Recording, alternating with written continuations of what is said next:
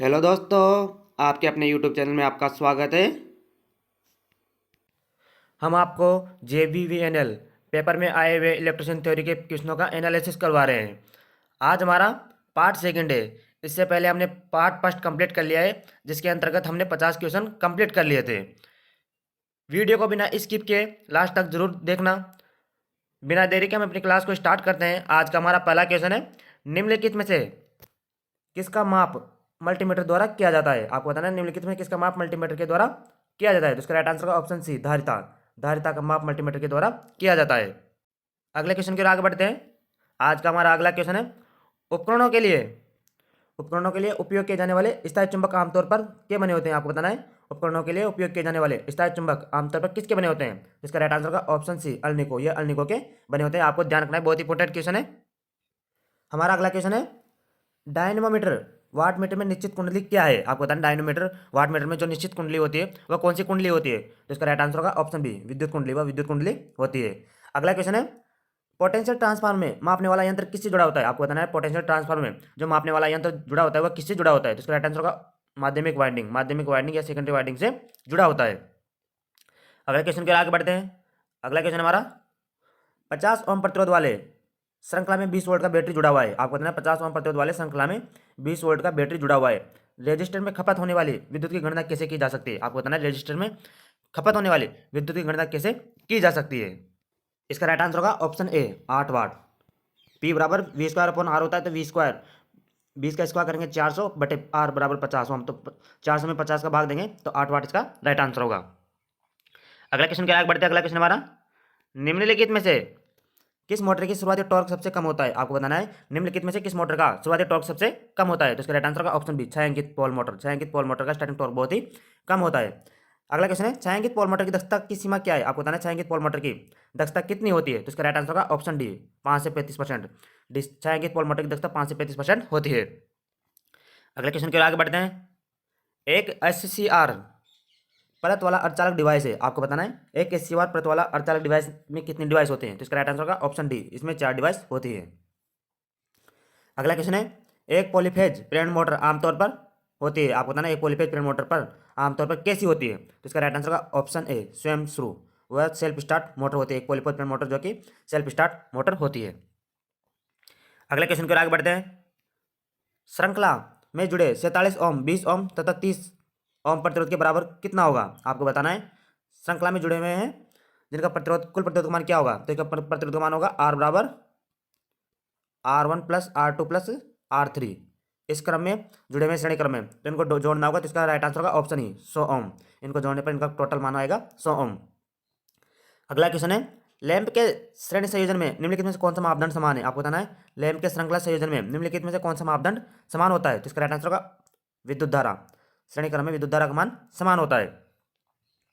अगला क्वेश्चन के आगे बढ़ते हैं। अगला क्वेश्चन हमारा, 200 वोल्ट इनपुट तथा 400 वोल्ट आउटपुट के ट्रांसफार्मर के लिए प्राथमिक टर्न में द्वितीयक टर्न का अनुपात क्या होगा। आपको बताना है 200 वोल्ट इनपुट तथा 400 वोल्ट आउटपुट के ट्रांसफार्मर के लिए ट्रांसफर टर्न में द्वितीयक टर्न का अनुपात क्या होगा। तो इसका राइट आंसर होगा ऑप्शन ए, 1:2। क्योंकि N2/N1 बराबर V2/V1 होता है। तो 200 वोल्ट में 400 का भाग देंगे 1:2, यानी कि 1:2 में इनका मान आएगा।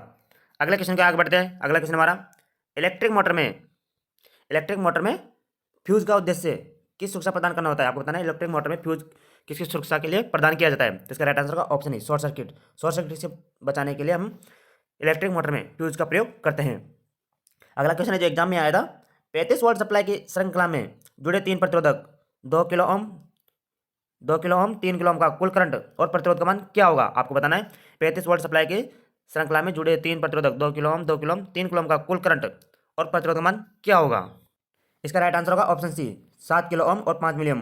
क्योंकि श्रेणी क्रम में जुड़े हैं तो इनका प्रतिरोध का मान कुल हो जाएगा 7 किलो ओम। तो इसके ऑप्शन सी में ही केवल 7 किलो ओम है। तो इसका राइट आंसर हो जाएगा ऑप्शन सी।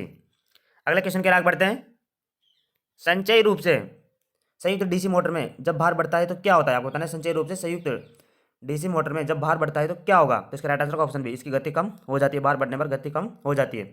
अगला क्वेश्चन है, किसी भी विद्युत मोटर के आउटपुट पावर को पर लिया जाता है। आपको बताना है किसी भी विद्युत मोटर के आउटपुट पावर को किससे लिया जाता है। तो इसका right answer option B, coupling stopper mount के द्वारा इसको लिया जाता है। अगले क्वेश्चन के आगे बढ़ते हैं। अगला क्वेश्चन है जो एग्जाम में पूछा गया था, बहुत ही इंपॉर्टेंट क्वेश्चन है। पूर्ण तरंग रेक्टिफायर में उपयोग किए जाने वाला डायोड की संख्या है, आपको बताना है पूर्ण तरंग रेक्टिफायर में प्रयोग किए जाने वाले डायोड की संख्या कितनी होती है। तो इसका राइट आंसर का ऑप्शन बी 2। अगला क्वेश्चन है ट्यूबलाइट सर्किट में चौक का प्राथमिक कार्य क्या है। तो इसका राइट आंसर का ऑप्शन बी उच्च वोल्टेज प्रेरित करता है।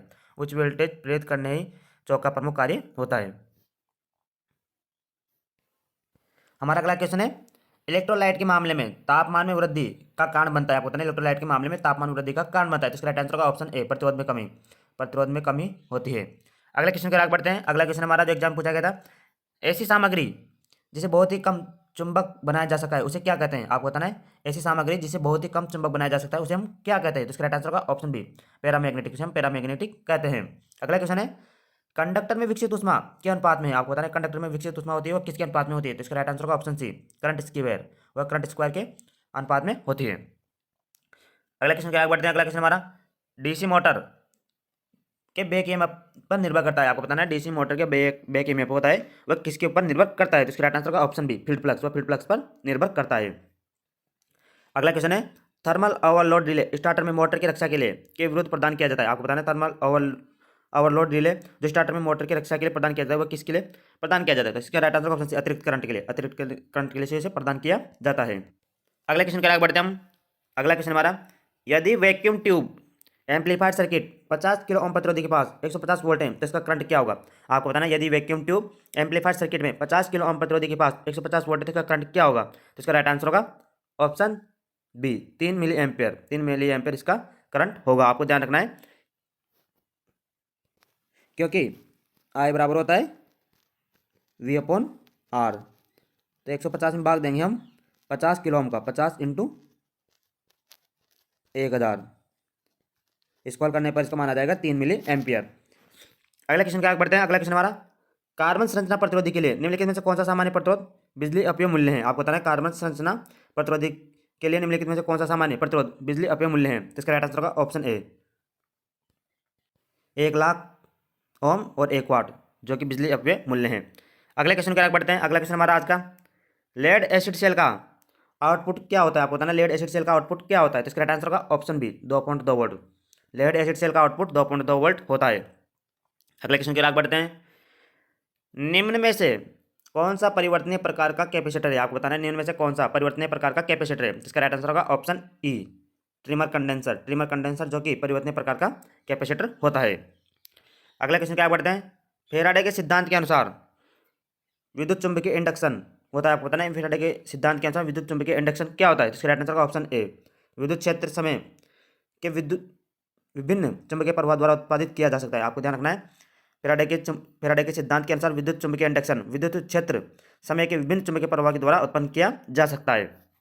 अगला क्वेश्चन है डीसी मोटर की गति के सीधे अनुपातिक होती है, आपको बताना डीसी मोटर की गति किसके सीधे अनुपातिक होती है। तो इसका राइट आंसर का ऑप्शन ए बैक ईएमएफ या बैक ईएमएफ के सीधे अनुपातिक होती है। अगले क्वेश्चन के आगे बढ़ते हैं।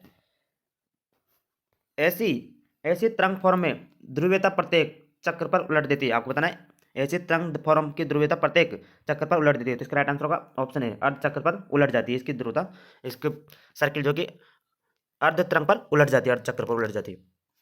अगला क्वेश्चन है एक अल्टरनेटर जिसमें 2 पोल है और 3000 आरपीएम पर घूम रहा है इसके द्वारा उत्पन्न वोल्टेज की आवृत्ति क्या होगी, आपको बताना है एक अल्टरनेटर जिसके 2 पोल है और 3000 आरपीएम पर घूम रहा है तो इसके द्वारा उत्पन्न वोल्टेज की आवृत्ति क्या होगी। इसका राइट आंसर होगा ऑप्शन सी 50 हर्ट्ज, क्योंकि एफ बराबर एन इंटू पी अपॉन 120 होता है। तो एन का मान इसमें रख देंगे 3000, पी का मान रख देंगे 2/120, तो इसका हल करने पर इसका मान आ जाएगा 50 हर्ट्ज।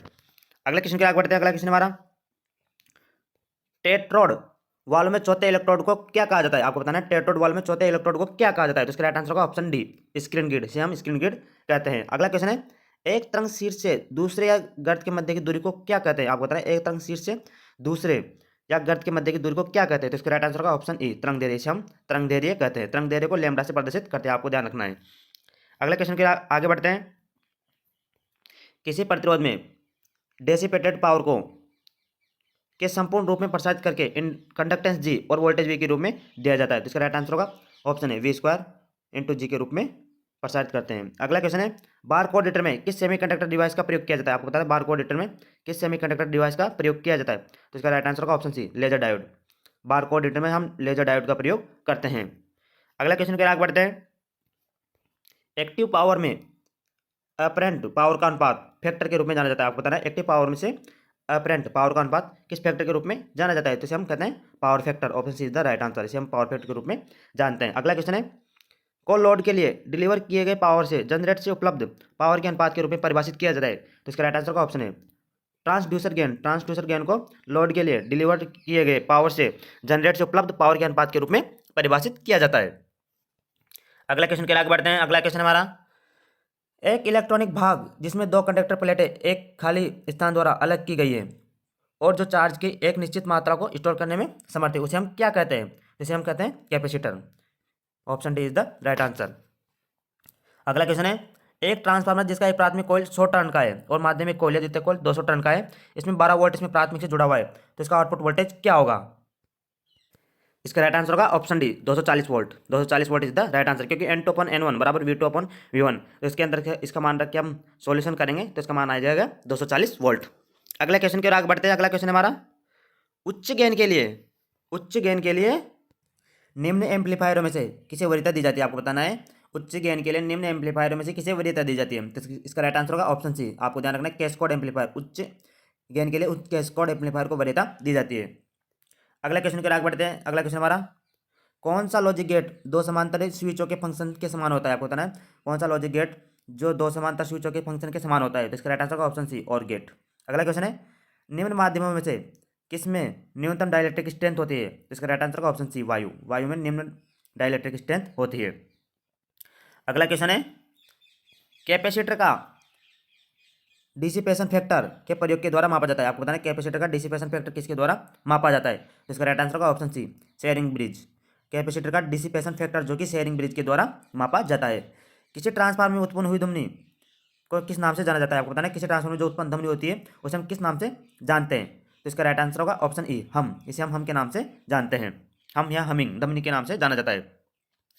अगला क्वेश्चन है, इंडक्शन मोटर में वास्तविक स्लिप है। आपको बताना है इंडक्शन मोटर में वास्तविक स्लिप है, तो इसका राइट आंसर होगा ऑप्शन बी 3 से 5%। इसमें वास्तविक स्लिप का मान 3 से 5% होता है। अगला क्वेश्चन है, एक 4 पोल मशीन के लिए एक डुप्लेक्स वाइंडिंग में समांतर पथों की संख्या क्या होगी, तो इसका राइट आंसर होगा ऑप्शन सी 8। आपको ध्यान रखना है 4 पोल मशीन की एक डुप्लेक्स है, डुप्लेक्स वाइंडिंग में समांतर पथों की संख्या 8 होती है, इसकी दुगनी होती है। ट्रिप्लेक्स में होती है 12 संख्या और डुप्लेक्स में होती है 8। अगला क्वेश्चन के आगे बढ़ते हैं। सस्पेंशन शब्द के रूप में व्यक्त किया जाता है। आपको बताना है सस्पेंशन शब्द को किसके रूप में व्यक्त किया जाता है, तो इसका राइट आंसर होगा ऑप्शन डी सीमेंस। इसका अर्थ होता है सीमेंस। अगले क्वेश्चन की ओर आगे बढ़ते हैं, जो एग्जाम में पूछा गया था, यदि करंट और वोल्टेज 90 डिग्री से फेज से बाहर है तो पावर क्या होगा। आपको बताना है यदि करंट और वोल्टेज 90 डिग्री से फेज से बाहर है तो पावर क्या होगा, तो इसका राइट आंसर होगा 0, तो इसका पावर फैक्टर 0 होगा। अगला क्वेश्चन है, थायरिस्टर बंद हो जाता है तो एनोड का करंट से नीचे चला जाता है। आपको थायरिस्टर जब बंद किया जाता है तो एनोड का करंट किससे नीचे चला जाता है, तो इसका राइट आंसर होगा होल्डिंग करंट। ऑप्शन सी वह होल्डिंग करंट। इसी के साथ आज की वीडियो हमारी यहीं समाप्त होती है। यदि आपको वीडियो अच्छी लगी हो तो हमारे चैनल को सब्सक्राइब जरूर करें और बेल आइकन को जरूर दबाएं, तथा जिसने भी इससे पहले की वीडियो नहीं देखी है वह उस वीडियो को जरूर देखें, क्योंकि जो हमने पढ़ाया है उससे क्वेश्चन एग्जाम में 100% आएंगे, इसलिए वीडियो को जरूर देखें। इसी के साथ हम अपनी वीडियो को यहीं समाप्त करते हैं। धन्यवाद।